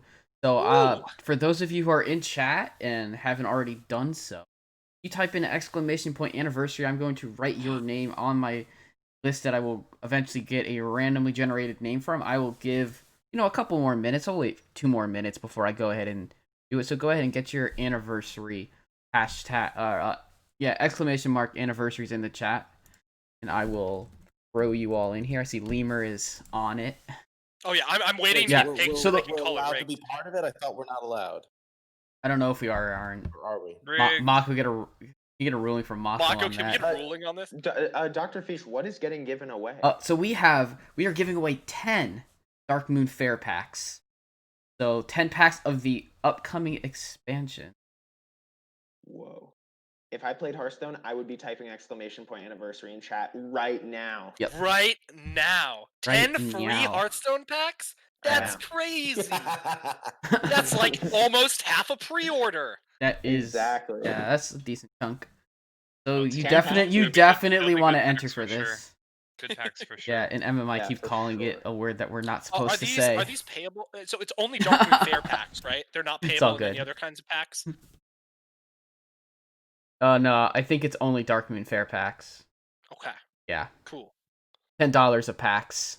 That's what it is. It's not 10 packs. It's $10 worth of packs. Generally, what happens is if there's a giveaway, My we're bad. people will get the pack. When people get the packs, it'll be the most recent pack that they are buying. So Yeah. we will obviously not be giving away the packs until after the new set is released. But that is essentially, what is happening. Also, important to note, while we are waiting for people to type their !anniversary to get entered in this fantastic drawing for $10 worth of packs, we can talk about one more thing that's happening on Sunday.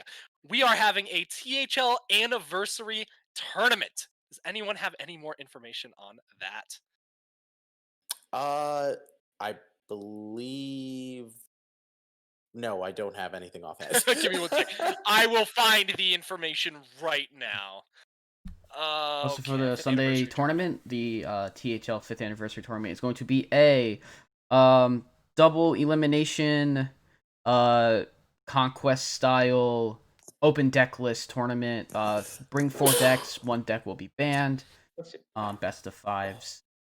Going to be going a long time, and if you want to enter that, there is signups in the Discord. I don't know if there's. I believe there's probably website signups, possibly somewhere. Not 100% confident on that. I But yeah, believe it's just Discord. it's just for the time Discord. being, There we go. believe.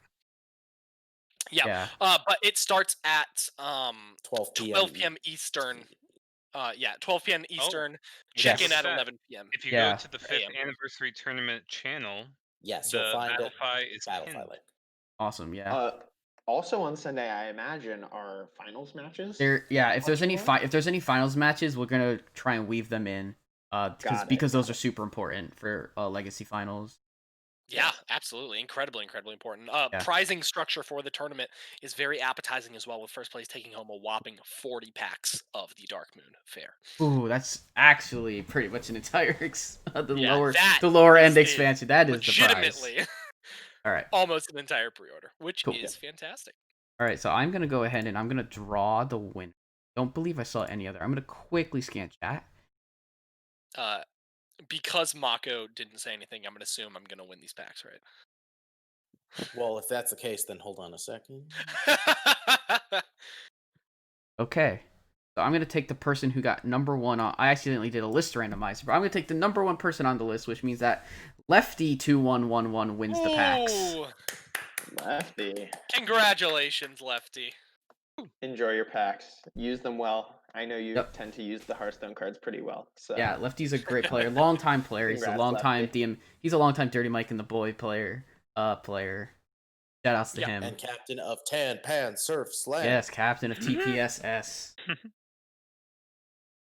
yeah. Well, thank you so much for having me on the show. It was great to come Yeah, back thank you. quickly and just see everyone again. And I want to plug these finals matches. It's two really dynasty teams. It should be a really great, very high level of play. And just check it out if they're getting streamed. I will say definitely go watch those. And I think yeah. they are going to be streamed, but I think the exact day time has not been confirmed. I think Mako will need to clarify. I think there was supposed to be a match happening tonight that There is no was. longer happening. That match Got has it. been moved. That was supposed to be the Ghost It versus got Yellow postponed. Dart match. It got Ghost versus postponed. Yellow Dart. All Okay. good. Yeah, no, absolutely. Thank you again to Feesh and JR for having all of us on the show. I think I course. can speak for Slimsch and MMI in saying that in the 20-year anniversary show, we'll come on with our walkers and canes and be ready to go. Heck yeah, I'll be there. Honestly, Yep. it's been Sounds like a quite plan. a trip down memory lane. It's still kind of surreal to me how much THL has changed over the years. I mean, Okay. I'm just like thinking to myself, wow, I've been playing in THL for over 3.5 years now. Damn. And even though there's obviously a lot of people who I definitely miss who no longer play with us, you and Slimsch included, of course. I also, I have all these fond memories of people who used to be part of this series and now, making new memories with all the new people who show up. So it's a bit of an ebb and flow, but THL still remains all the same. One Definitely. one final thing that I'd like to say is that I used to make a post in the Facebook group after the end of every single season, thanking everybody and expressing how much admiration I had for Team Hearth League at the time, now Team Hearth League format series. Um, I made these posts because I was very emotional about the fact that THL is a very, very accepting community and was a community that brought everyone into it. And you felt like you belonged, regardless of where you came from, regardless of what was happening. We had our internal conflict, we had our internal strife. Everything has gotten sorted out in a very great manner for community based project, which is phenomenal. Congratulations to everyone who's a part of the community. You are part of one of the best communities on the internet, and I still echo everything I said in those old archive Facebook posts. Yes. Always the most THL. wholesome We're posts. gonna give Mako a heart attack. Yes. Thanks, Leumer. This series was high school for me, and Yeah. it was just a very welcoming place. It's a very cool experience to compete against friends, and it just taught me a lot of class. I think I used to be a bit of a brat, and it really grew me up. So don't take the fact that you can compete against your friends for granted, because it's a cool part of life, and competition is great. And last thing I'll say is go congratulate your local Dad Legend or HSA player, because they each won their own little 10-game league. And now they're going to play each other. So good luck to them. Good luck to both Good teams. luck. Yep. All right. Good luck Just some indeed. closing stuff. Obviously, we have the tournament on Sunday, but on Friday night, tomorrow night, we have a wild playoffs match going on between Skittles and Jonah Ra. That's gonna be pretty hype. I know Jonah Ra plays for Power Creeps. I do not know which team they're playing. I do not have it pulled up. But either way, tune into Friday night fights for that. Casters have not yet been decided.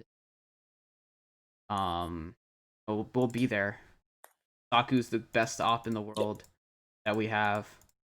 So he'll be there. One of us will be there. Through.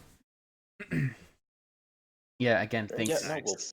And thanks to both of our guests who have returned from being away, and Leumer, who is still around but always a great guest, and obviously my co-host JR. Thank you very much.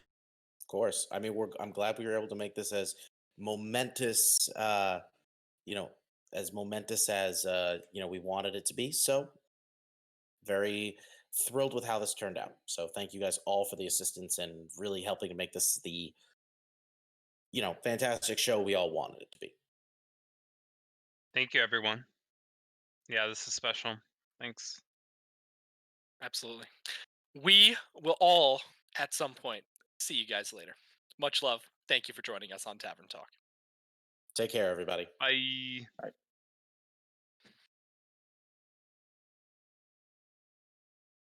All right.